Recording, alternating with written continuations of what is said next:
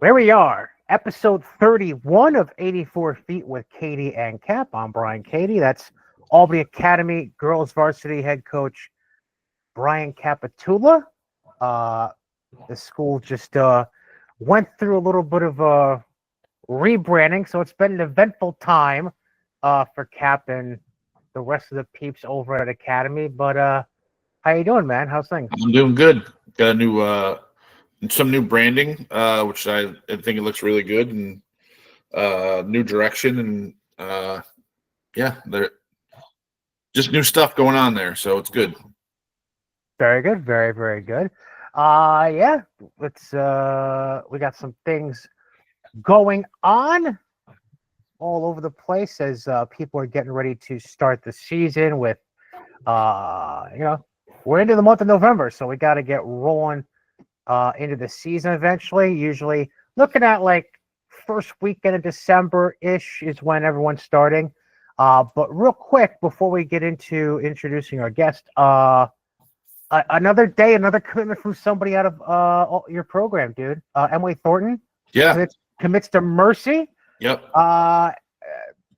Did that seem to be like her front runner for the whole time, or did that kind of surprise you at all? No, just kind of talking to her randomly. I know obviously she's with Havoc, and Terrence did a really good job with her recruitment and things, and I try to just assist what's needed. So I'll reach out and say, hey, anything needed, or any kind of she had let me know that they had interest in her, and about 5 or 6 other schools really wanted her there.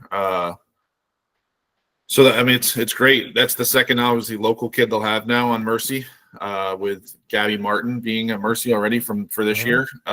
So I think she'll do really well there. And obviously we're looking for a really big year out of her high school wise too. So, well, it'll be 2 because I think Jackie Stamich is a junior or senior. I think Jackie's a senior, so she's a senior, yeah. 2 and then 2. You get it, but yeah, you know how graduating works. We all know how it works. All right. In the meantime, we're gonna jump into our interview for this episode. Somebody that I've gotten to know very well over the last about 5 years. Yeah, 5 years sounds right. Actually got to know her through baseball, not basketball, because I joined the Amsterdam Mohawks as their announcer in 2019, and she was at the time still an intern, I believe. I'm sure she'll clarify and make sure I'm saying the right things. But she is now the general manager of the Amsterdam Mohawks, but also the new varsity head coach for Johnstown High School girls basketball. Give a nice warm welcome to Megan Anagnostopulos. Megan, what's going on? Oh, unmute yourself, by the way. I did mute you. My bad. Hi, Brian. I thought I could unmute you, but apparently only the person that's muted can unmute themselves. Listen, if you say her last name wrong, you're fired, by the way. So hey, listen, right. That's funny because you actually just gave me my first question. On average, I'll set the over/under at 4.5. How many times a day do people mess up your last name? They don't even try half the time. They just say Megan A or Megan and just leave it at that. Or they'll look at it and be like, I'm not even going to try. And I was like, please don't. That's a good strategy at this point. You're like visiting announcers this year. They're going to be like, John, and a Johnstown coach, coach. Well, good. That allows me to get that news out of the way. I'm the new announcer for Johnstown girls basketball. So at least for home games, she ain't got to worry about that. Because I've already grown used to saying her name the last 5 years. Yes, perfect. Thanks, Cap. Way to transition that right into. You gotta see your face every day. Good Lord. Oh, stop! Please. At least she's only got 10 home games. You don't have to see you all the time. Yeah, I have 20. I have to see his face 25 times in the summer. So. Oh man. Well, usually it's more like 30 because of them making the damn championship every year. But right. We're here to talk basketball, not championship problems. Yeah. Hashtag first world championship problems. So let's just jump into your background a bit. I know you're a Johnstown grad, class of 2015. Talk a little bit about your time at Johnstown, like what sports you were into when you were still in high school, and then what your road was through college and bringing you back to the Capital Region. Alrighty. So yeah, I graduated from Johnstown in 2015. Grew up playing soccer, basketball, baseball, and then transitioned into softball. And I hated basketball. Hated it with every ounce in my body. My parents would drag me to practices, and I vividly remember being in the car saying, I don't want to go. I don't want to go. I don't want to go. So my focus was really on soccer. I was on varsity soccer as an 8th grader, and I thought that was going to be what I was going to do. I always had a dream of playing a college sport. So I thought it was soccer. I was set on it. And then I played basketball, had some great coaches that I still talk to today, made me the person I am, and kind of led me to fall in love with basketball. I played 1 year of JV and then was on varsity through my senior year. And then in the spring, I started out in middle school with softball and then went to lacrosse in freshman and sophomore year. Don't ask me anything about it because I have really no idea still how to play, and I played for 2 seasons. Just kind of listened to my coaches. When they told me to run, I would run. Ended up being like a Foothills all-star. Not really sure how, because I couldn't tell anybody any of the rules. And then our lacrosse program unfortunately got cut. So my senior year, I played softball. So once I fell back in love with basketball, I started looking at schools originally I could play soccer and basketball.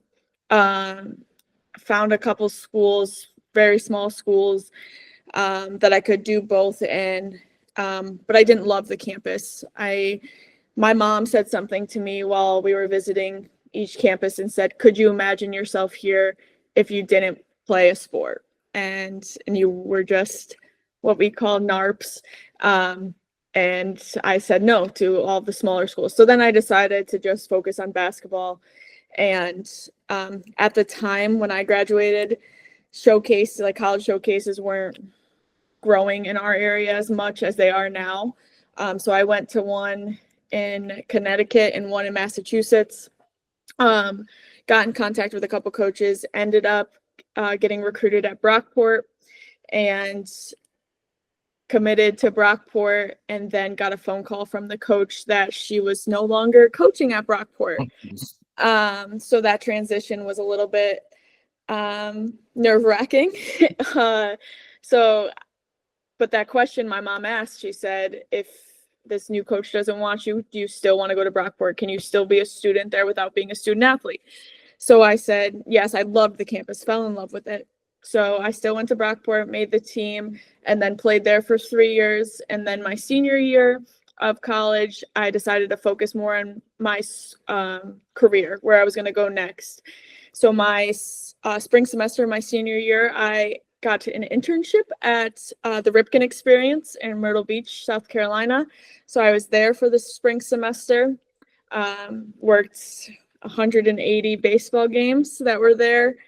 And from there, I was hit with that question, what's next? There's no more going back to undergrad. What do I do? So instead of becoming an adult, I went back to more school and got my master's at Old Dominion University in Virginia, right outside of Virginia Beach. And I was there I graduated with my master's in 2 years. I worked for the United States Collegiate Athletic Association. It provides championships for smaller level colleges, smaller schools that wouldn't necessarily make it to the NCAA. I was the coordinator of marketing events. And then from 2019 to 2021, COVID hit. I got sent home. Well, I decided to go home and finish school online. I was still working remotely for the USCAA, and then graduated and worked for the Albany Firewolves for a bit, and then ended up back at the Mohawks. So big. And Old Dominion's campus is beautiful too. That would be a good spot to go to. Yes, and I lived directly across from the football stadium, so that was Awesome. very awesome. Very cool. Yes. Now all that happens, and you go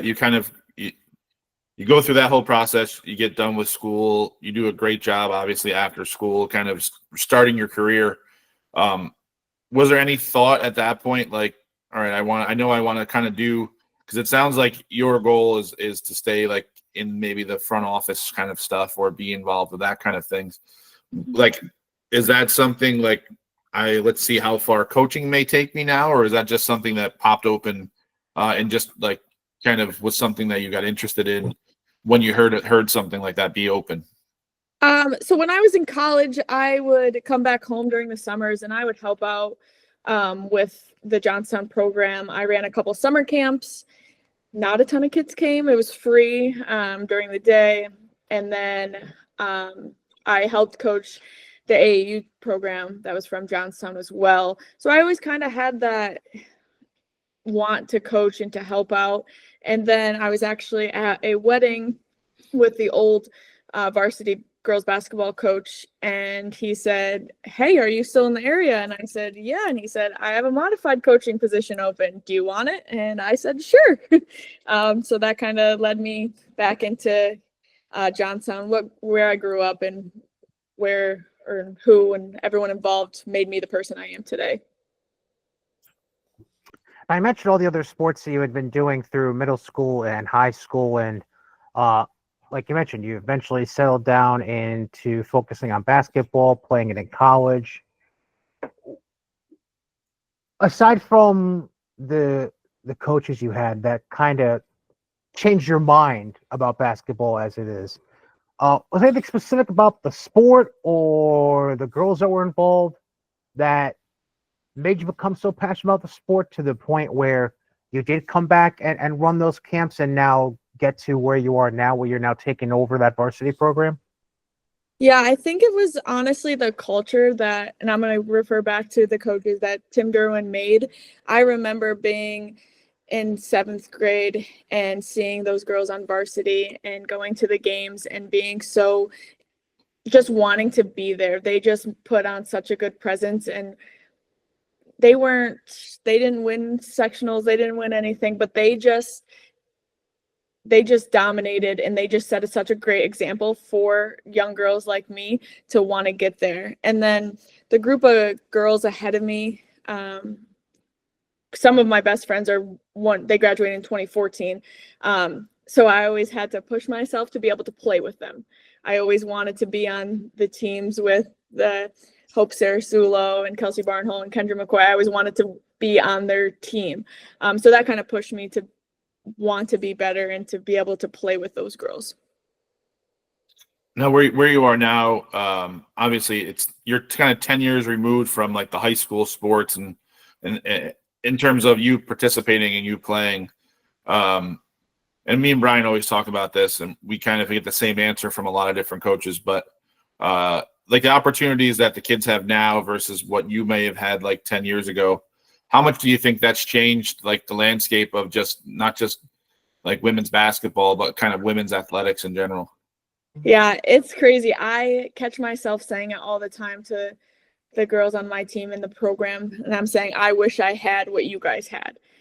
Just something as small as, and this isn't even outside of Johnstown, this is just strictly in Johnstown, the new gym that we have in the new weight room facility is incredible, and they don't know anything different, so they don't know where we were working out and where we were playing. It's just such a big improvement to athletics, and especially girls athletics, which myself and the softball coach at Johnstown, Cady McCumber, we started a summer program for weightlifting just to get the girls into the weight room and getting comfortable without having boys in there as well. So we opened that up from 7th graders to 12th graders during the summer 3 times a week. And we had great feedback from that. And I had 7th graders, girls coming up to me, and they were like, I never would have done this in a group with guys in the weight room, and the football players and the baseball players. Like, they were just too timid to go in there. And now they know what to do when they're in the weight room. Very cool. So I know I said I probably wasn't going to bring this up, but I'm going to anyways. So Oh, forgive me for this. Because I saw that. So Lexi Swat was 2 years ahead of you, and she obviously was in TV for a little while. She was at News Channel 13. Now she has a cushy position with the New York State Public High School Athletic Association. Must be nice. But if I remember correctly, she also had a younger sister who I believe you played basketball with, if I remember correctly. So I gotta ask, what was Lexi Swat as a high school as a high schooler 2 years ahead of you, and do you stay close to the SWAT family at all? Yeah, so Lexi and I played so I was a sophomore and she was a senior on varsity. So we played basketball together. Her and her sister Skylar, they both played field hockey, and then and I played soccer. So Lexi was that person on the basketball team that set the tone for practices, games, getting excited. And that's what you need for somebody on a team. And I think she does that now in everything that she does in her career. And we stayed connected. We congratulate each other when we get promotions or all that good stuff, because we are females in the sports world. And we are from little Johnstown, and we are proving that we can keep making strides for female athletics and females in the sports world. Now with your program that you're taking over at Johnstown, obviously being the modified coach, you're going to see some of those kids that hopefully get through modified and continue on through JV and varsity. And I know Johnstown, just being around, I know every year when I was at Mohannes, Coach Holden had a good relationship with the coach that was at Johnstown. But I think it might even have been a few years ago where they were like questioning whether they were fielding teams or questioning whether they were doing sectionals of any sort. And the numbers were kind of like getting low. I know they didn't have a very good season maybe 2 years ago. I guess what was the difference between, like, was it just a matter of it hit that group where there's that 10 years kind of, or 5-10 years where there's just groups of kids that just aren't athletic kids? Or was it something there just wasn't like a push for basketball at that point? Or was it like, hey, COVID hit and kids kind of chose something else? Yeah, I hate using this excuse for everything in life, but I hate using that because of COVID. But I really think that was kind of where the downfall hit, and then our youth programs took a downfall, and that's kind of where kind of led up to where we are now. So that's a big focus of mine this year, is really getting that youth program back to where it should be, back to where I remember screaming and fighting my mom to go to those. But that's what I want. I want to be able to provide to the youth so they fall in love with the game at a young age and then stick with it. I find a theme as we've talked to some of the coaches that are. It seems like it's a lot of people in this specific area of Section 2, where you mentioned, you've come back to your alma mater. Cady McCumber is coaching softball at Johnstown. Flip Bosworth was a Candro grad. Now he's coaching at Fonda. Eric Doomer was a Broad Albin grad. Now he's coaching at Amsterdam for so long. What is it about this general area, like this Fulton, Montgomery counties area, that you think draws people back to want to, be part of those local communities again, and really, help be a part of things from a grassroots standpoint, like you are right now with Johnstown, and you mentioned the youth programs. What is it about this area that seems to bring that out of people? Oh, that's a hard one. I think when I was leaving for college, I was always, I'm never moving back here. I am never moving back here. I'm never going to live here again. I'm going to go and go. And then I went to Myrtle Beach, and then I went to Virginia, and I went, and then it hit me when I was in Virginia. It really hit me when everything was shutting down. And even before that, I would go to the grocery store and I didn't know anybody. I liked it some days, but then I want to know everybody, and I want to do this and I want to do that with just to help the community. There was no sense of community. And granted, I could have made myself a part of the community, but nothing is like what raised you. So now when I come home and I see everybody I know in the grocery store, and like after we won this past championship at the Mohawks, I traveled 45 minutes to go to the grocery store the week after we won, because I just needed to not talk to anybody that I knew. And then lo and behold, I ran into somebody from Amsterdam at the grocery store. So I still had to talk to somebody I knew. But it's something you take for granted, but it's just that sense of home. And these communities, they just show it. And whether it's in athletics or just the community, the local food bank or anything like that, it's just that really sense of home. Now, staying with like the community stuff, and you're trying to obviously build up that youth program and be involved and be the face of like Johnstown basketball and female athletics and everything there. The community support that you guys may have, and I don't know, just because I haven't been out like that way as much as Brian is, but those towns like that, and I grew up in a small town, like they really rally behind teams that either do really well, or if teams like have some kind of adversity of some sort. What's the difference between like, say, a Friday night or Thursday night boys game versus a girls game? Is it something where no one really supports the girls at this point and you're trying to change that? Or is it like the girls get a ton of support? Because I know the way everywhere, just girls athletics for whatever reason can have the same game in the same place, the same time. And it's two different crowds of people just because there's not a great example for it. And things are changing, but I think at the high school level, there's still that. The girls will always attend the boys' games. The boys don't always come to the girls' games. So I don't know, like, is there something where community-wise, like, you think they'll rally because they know who you are ultimately? Like, maybe you'll gain more support just community-wise because of that? Yeah, so that's always something like I struggled with. I remember like going to the boys' games and seeing all these fans there, and then nobody would come to our games. And that was 10 years ago. And then my junior year, we made it to the sectional finals, and at Hudson Valley, and we had a huge crowd. The community printed out, they weren't like fat heads 10 years ago. I remember like they printed out like big pieces of paper, like the Walmart version of fat heads. But they had those, and that was like, that's that fan base that I want to grow back. So I'm using what I do now at the Mohawks and how I get fans to come to our games. I'm going to use those techniques to get fans to come to our games.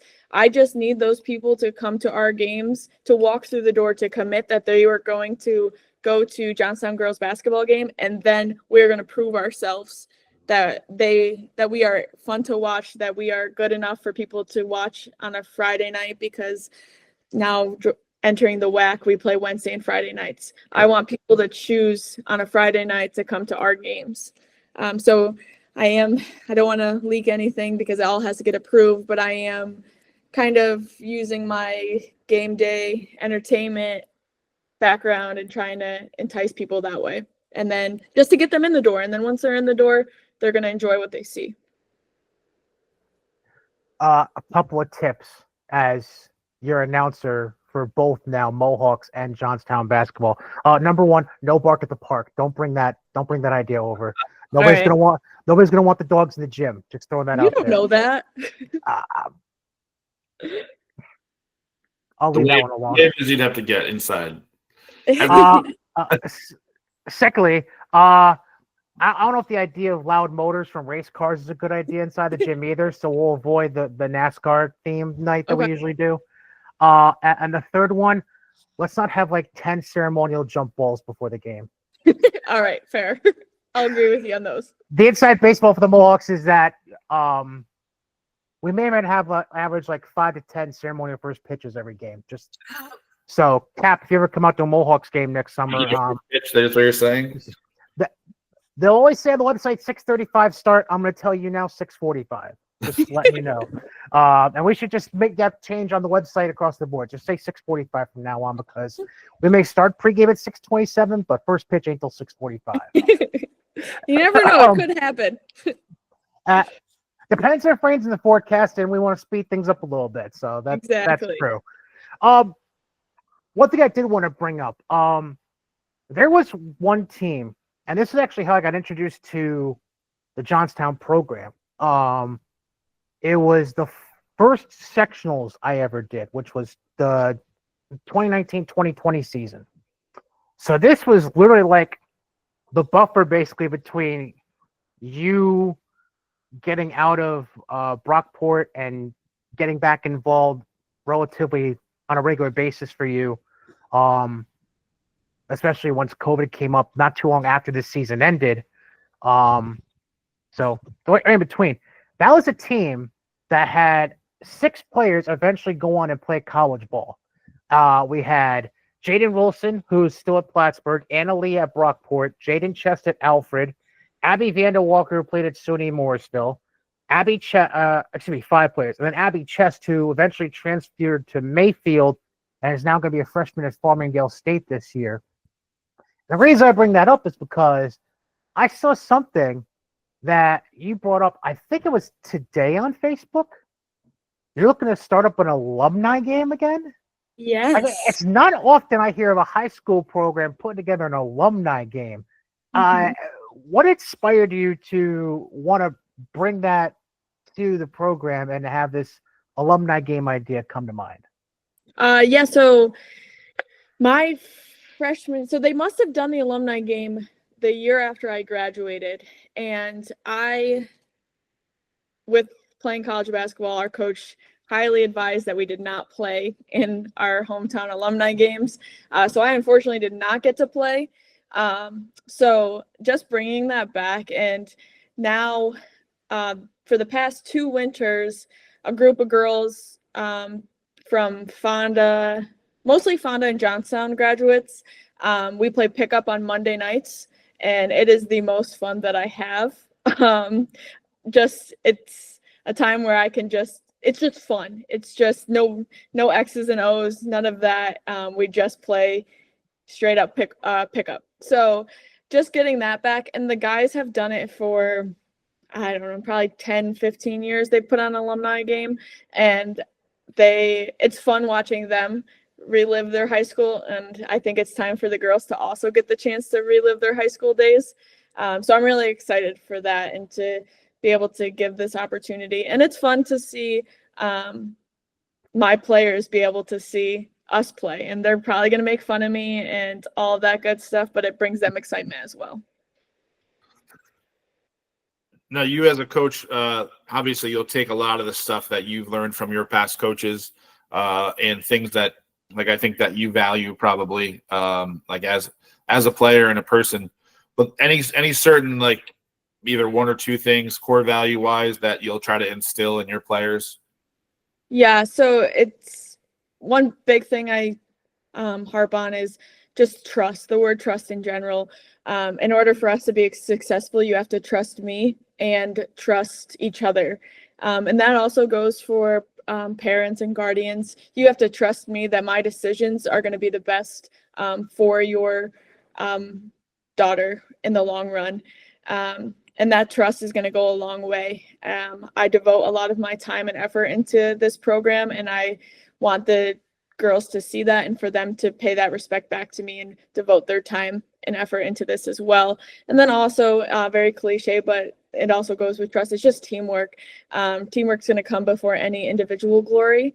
In order for us to be successful, we have to work together and, again, trust each other. To kind of stick with that theme, obviously we've mentioned the baseball connections a few times here with you working with the Mohawks. Is there anything you've learned from working with the Mohawks as in a manager type of situation? Any specific traits that you feel like have prepared you better as you are now than you were, say, a couple years ago when you first got finished with Brockport and ODU? Any specific characteristics that you're going to transfer into your coaching at Johnstown? Yeah, I think a lot of it, working this job and also coaching, and is just patience and hearing people out. During games, I hear a lot of positive things. I hear a lot of negative things. Mohawks games, I should say. A lot of positive, a lot of negative, and it's taking a step back and hearing them out and figuring out how to solve the solution. So that relates right into the basketball world. So-and-so is not playing. Let me take a step back, figure out why, and giving a detailed explanation and making sure each party understands why this is happening. And then giving solutions on how we can fix this problem. With the Mohawks, it's way different than coaching, just my part in the Mohawks team. But there is so many similarities, and I do have to, this isn't so much like a philosophy or anything, but hearing and being around Coach Keith Griffin is so beneficial to myself as an individual, and then especially as a coach. He's coached for a ton of years. He has so much experience. Yes, it's in the baseball world, but he reaches out and asks me, how's your team looking? What are you doing for workouts? What are you doing for summer league? And then he gives me pointers as well. So it's surrounding yourself with people that are more knowledgeable than you. And I'll never even try to compete between me and coach's intelligent level, because he'll always beat me. But it's him having open arms and being able to tell me his thoughts and what he does and how he suggests I should do things, which I'll never take for granted. Right. No, it's always great to have somebody that I do the same thing. I have 4 or 5 coaches that are way smarter than I am, and I'm bounce off of every question I could possibly have to them. So that's the way to do it. But now foreshadowing going on to the season starts, I mean, basically 19 days from today, for the high school basketball around here. What kind of gym do you expect it to be like for you? Like, what kind of gym do you like? Are you a fan of like, hey, that's a quiet gym? Is there a lot of energy in the gym? Is it something like where you let the music play and kind of players go as they are? Or like what is your style in terms of those kind of things? Yeah, so mine, and it's just what I grew up with. It's a loud gym, but it's an energy-filled gym. I'm not a fan just of the music-wise, because me as a coach, I can't stay focused, which is kind of funny because I can stay focused while we have music playing at the Mohawks games. But it's something being in the gym, I just can't stay focused when there's music playing. But it's that energy of clapping and cheering each other on, and just having that team bond of wanting each other to get better. It's funny, in my senior year, I got, I don't know what it was at the time, Time Warner Athlete of the Week or something like that. And in my interview with the news broadcaster, I said, everybody knows me. I always am clapping my hands. That's always my signature move. And I can catch myself doing that coaching too. And I want to bring that energy to my players as well. And so something little that we picked up that I stole from another, a Foothills team. We're no longer in the Foothills, but they clap when their own team is taking a free throw. So I have now implemented that onto our team. So we practice that during, while we're in practice, we're taking free throws, we're all clapping, and that just gets them not distracted and can focus throughout anything. You could say you took it from Queensbury. It's okay. I've discussed it on this show before. It's okay, good. Okay. I told the coach, I said, I'm taking this. Okay. All right. Oh yeah, we just brought that up. I think the green that I don't know if that's on or not yet, but we just brought it up with them. Mm-hmm. Yeah. We'll talk about that.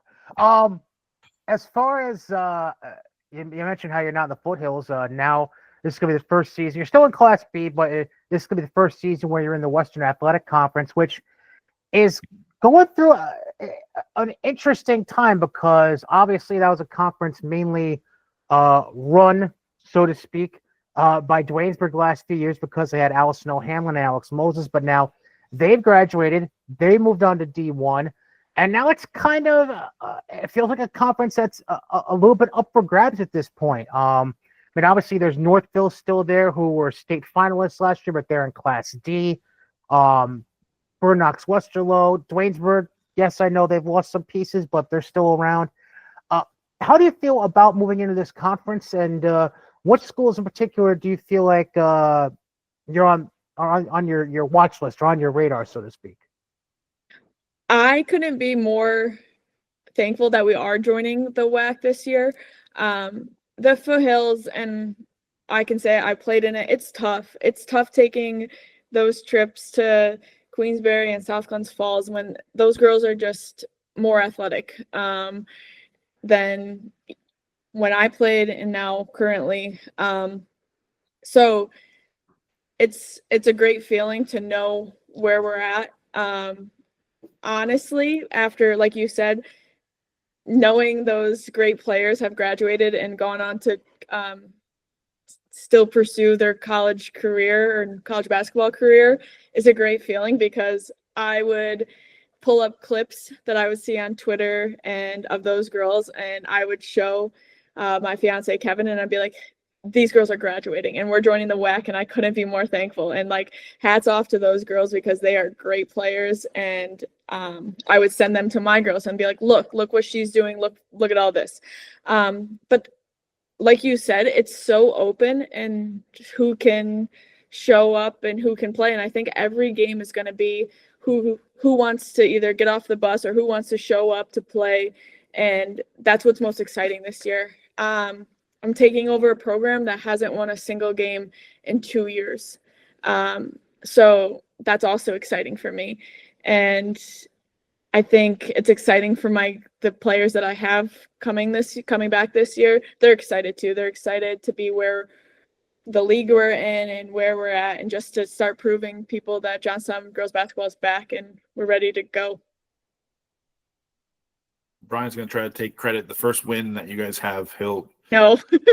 take because he was announcing the game. Oh, yeah. Maybe we'll get one on the road first. Yeah, he tells me all the time that's why the Mohawks do well. Oh man. But he takes most of the credit for that team. He said he built the roster for the most part too. But yeah. and you just I'm kind of not touching that. I'll let that go. I'm gonna let it go. You kind of just mentioned someone that's around. So your fiance Kevin, that you said that is there to kind of support. Is there anybody that and I know I do, as after a game or like before a game, is there somebody, mom, dad, fiance, uncle, is there anyone that you kind of will talk to either before or after games that you like, that you can kind of vent to kind of let it all out? Yeah, so I usually do, and I did this at the modified level, and then 2 years ago, last year, I did it more at the JV level, but I would do a scouting report for the JV level. I'd watch film, and I usually did that just with how crazy my work schedule is. I would do that while Kevin and I were eating dinner, and I would get his feedback too as well. He played high school basketball, but then he's very into big UNC basketball fan, so he is very knowledgeable in basketball, so he would also give me pointers. I would ask him about what kind of drill can I do? Did you do any drills?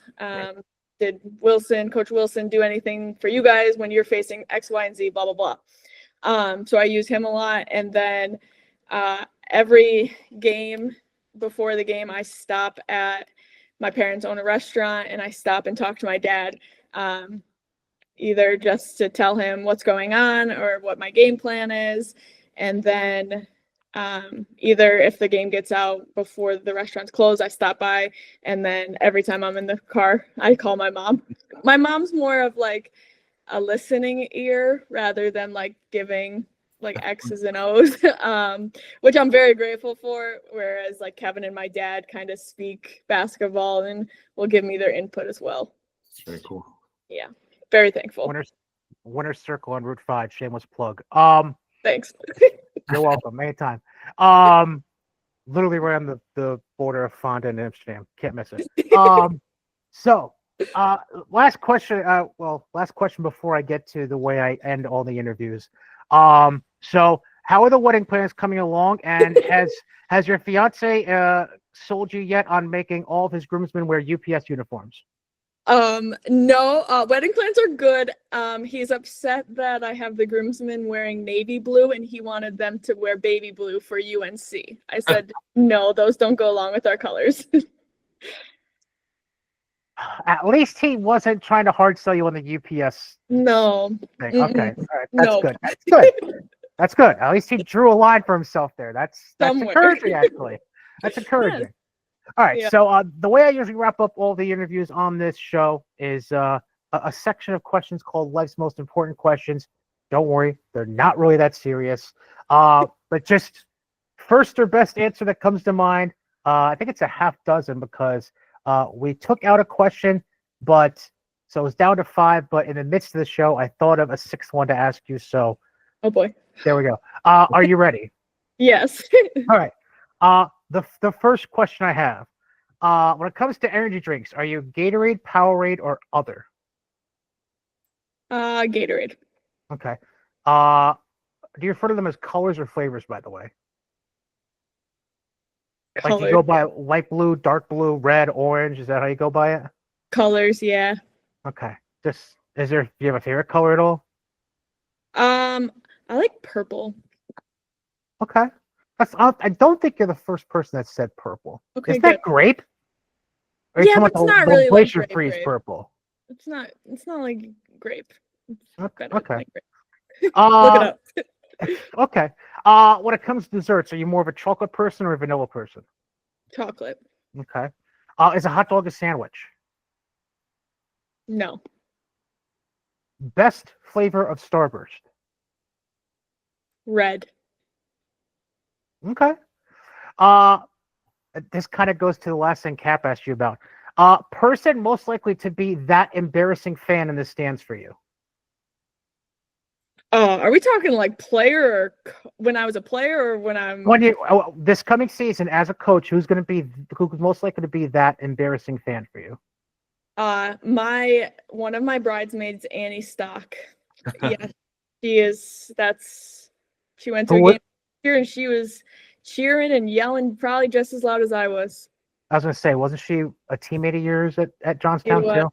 Yes, and she played Division I volleyball at Siena. That's why the name sounds even more familiar. Okay. Yep. Last one. If you were on a deserted island and you needed to enlist the help of 2 people to get you off that island and back to civilization, who would you pick and why? I feel like if I don't say Kevin, that's really rude. But let's see. I guess I'll say Kevin, because he has to, because we're getting married, and it does seem pretty handy from what I've seen him doing when he's prepping for the Mohawks with you. Yes, he does drop everything to help me. And then also, and I'd have to say, to get me off the island, I'd have to say Carla, our athletic trainer. She would know what to do, and if I was injured, she'd help me get off that island. I'm so glad you brought her up because I had a very a funny, not as serious question. So, how soon are you going to try to buy her out of her contract in Amsterdam and have her come to Johnstown? Oh man, me and Bob Kramer, the new athletic director at Johnstown, we're already talking about it. But I think her roots are too deep at Amsterdam for me to get her. Yeah, because she's been there somewhere around a dozen years or so by now, I think. Yeah. I love her. If I could clone her, I would take her to Johnstown in a heartbeat. You and probably at least half the other high schools in Section 2. I hear you on that. Definitely. Yeah. That all being said, Megan Anagnostopulos, the new head coach for Johnstown girls basketball, general manager, Jill of all trades for the Amsterdam Mohawks. I know I was super, super excited when you got named to the position at Johnstown, and now I get to witness how good of a job you're doing right up close and personal as the announcer. So, looking forward to it. Congrats on the job, and yeah, I'll see you in person in about a month or so. Sounds good. All right, Megan Anagnostopulos, on the show. Cap, good stuff. Good stuff. Did you learn anything at all? I learned anything at all. No, it's great. It's great to have females like that in sports is phenomenal. I try to surround our kids with the same thing, strong females that are into sports and athletics, and see that there's another side to everything, which just needs to be seen more and more. Like, I know it just has to happen. Like, my JV coach is a female, my assistant coach is a female. I need to have strong, powerful female roots, and it needs to continue on. So it's great to see. So I wanted to end this show on a light note, as if that interview wasn't nice enough. I'm trying to remember. Did I ever tell you the story about how I met your assistant coach, Jerry VN? You have not. Okay. So, this was, I'm trying to think. I remember the exact year. I want to say the year was 2016. Yeah, that sounds right. 2016. I was, or it might have been 17. It was 2016 or 2017, whatever. So Megan Bowman, the now head coach at SUNY Cobleskill, was still coaching at Sparks. And she asked me to, to tag along one weekend for one of her team's tournament, doing scorebook and whatever. At this point, I wasn't coaching her with her anymore. And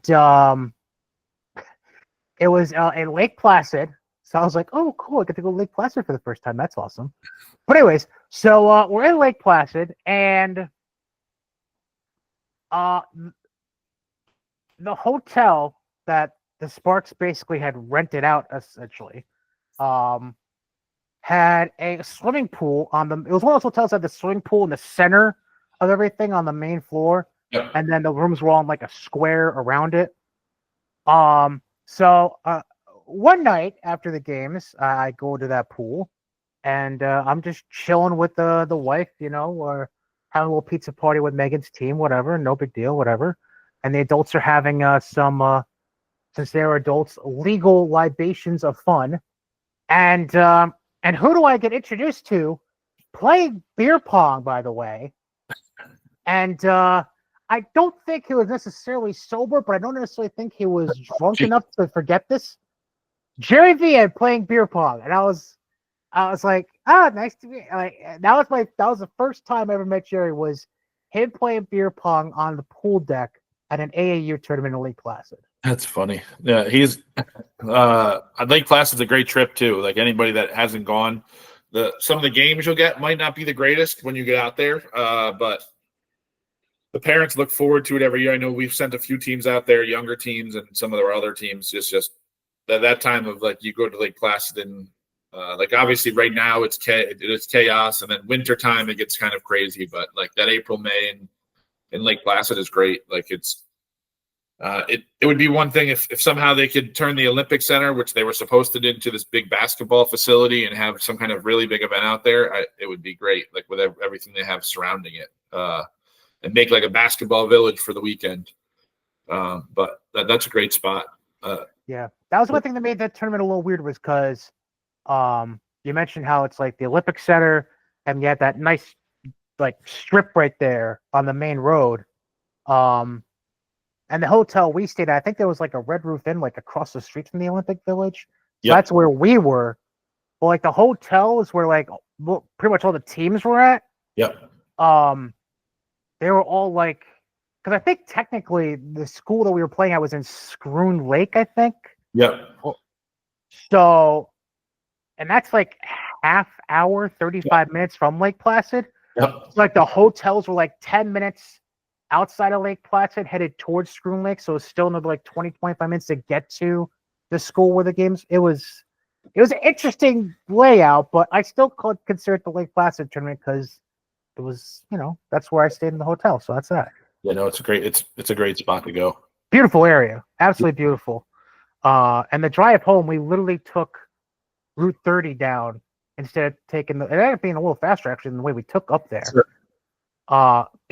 Beautiful ride home down 30. So if you ever get the chance, and you live out this area where I am, like Amsterdam, Broad Alban, Canjo, Fonda, whatever, if you live out in this portion of the area for Montgomery counties, and you're in Lake Placid or Saranac Lake, or whatever, consider the drive down 30 coming home. It's a beautiful, beautiful drive.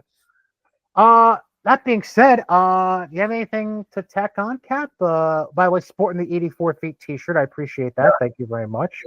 No, nothing too new. Good workouts. You can only do so much in open gyms and things like that for workouts. But the kids are starting to get like amped up for a season that's upcoming. Our schedule like kind of got completely done, so we got that out. So it's going to be a productive year, I think, for us on that front, and just looking forward to the whole high school stuff around here, because there's so many unknowns this year at all levels, all different classes, all different levels. Are the perennial powers going to be the same perennial powers? Are there going to be new faces that pop up out of nowhere?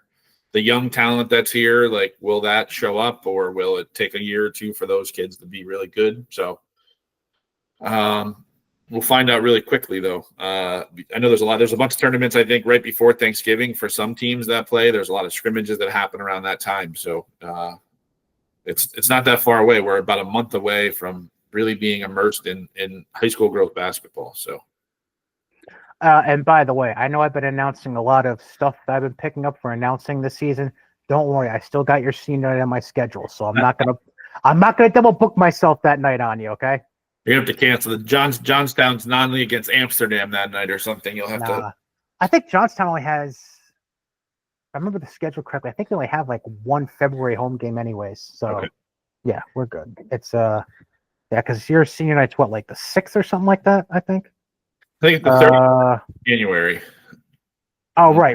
The 31st against Troy. Yep. Yeah, and then after that, there's only, Johnstown's last game is home game is the 5th of February, the following week. So, yeah, don't you worry. That's why I'm the guy that keeps the calendar and not just for me, so I can keep the wife up to date, because she knows this time of year it's gonna be almost every day where she'll have to ask, all right, what's going on today? Where are you announcing tonight? Where are you doing this? She knows. Calendar turns November, and it starts getting a little hectic around this household for the next 4 months. It's all good. Yep. So thanks again to Megan Anagnostopulos for coming on the show. If you need help pronouncing that last name and you're announcing somewhere in the Western Athletic Conference, hit me up, let me know. I'll help you out. Nagnostopoulos. Yeah, no problem. There's no way her soon-to-be husband has any last name close to that, I'm sure. So I won't give it up, because then that would give out his full government name, and I don't feel like giving out his full government name, especially since he's a UPS driver. God forbid he has a weird package thing with a customer name point. But let's just say it's a much easier last name. Okay. All right. It's all good. It's 2 syllables, nice and easy. I think I know. When I'm doing some research, we'll just say that his holiday is today. Yeah. That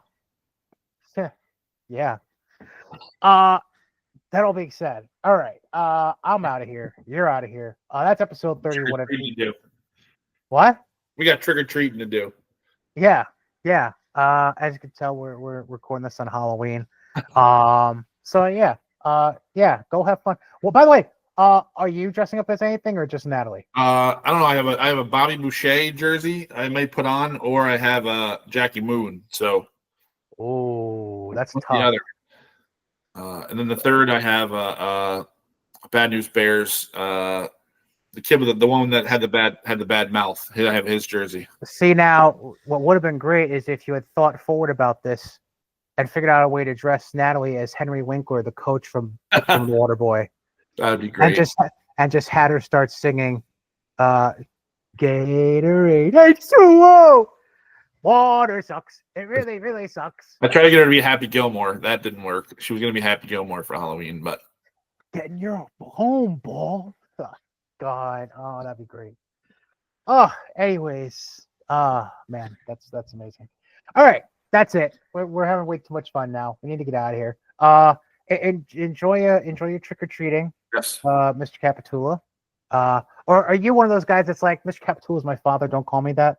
No, I don't mind. It is. Well, I think whenever I hear "sir," like a younger kid calls me "sir," that'll get for sure. But Does that age you about 10 years mentally? yeah, Natalie looked at me at the World Series. We're sitting in there in the outfield watching. At that point, the game's pretty much over, and because it's 4-0, and she goes, you have a white. I see a white hair on your beard. I'm like, oh no. And she's like, here, take a picture of it. So I'm like, easy there, kid. She did not. Oh no. I mean, you want another $29 chicken tenders, you better keep it down. So Oh boy, oh boy, oh boy. but that's why I'm going to Mohawks don't know how. There's no way the chicken tenders are $29 at Mohawks. So and we don't commit 3 errors in an inning like exactly. So support the Mohawks. Forget the Yankees. Yeah, since we're recording on Halloween, we're clearly still in mourning because it's less than 24 hours. It was to the point where it was beyond words by the end of the night. Like yeah, there was nothing. There was no. I don't think I've ever seen any 3 things happen in a row like that.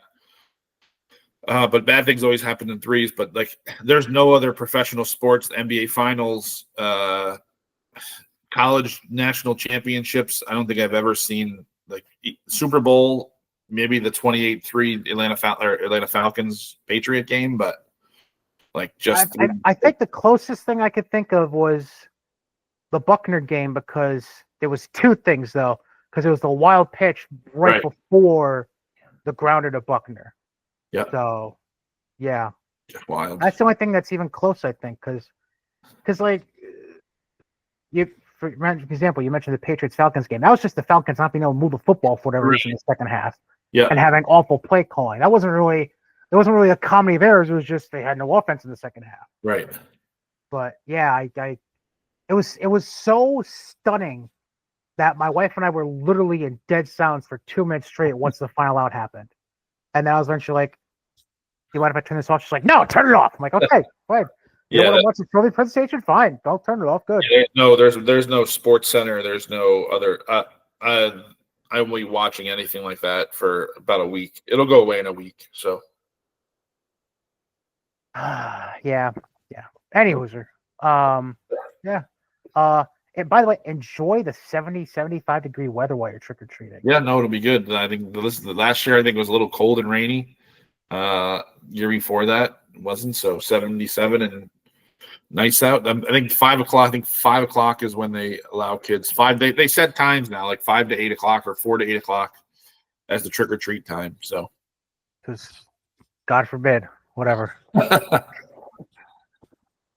I'll let that one go because you probably have Halloween stories that aren't even allowed to be on air, so it's okay. No. All right, that's it. Enjoy your week ahead, and yeah, that's episode 31. Goodbye, everyone. Goodbye.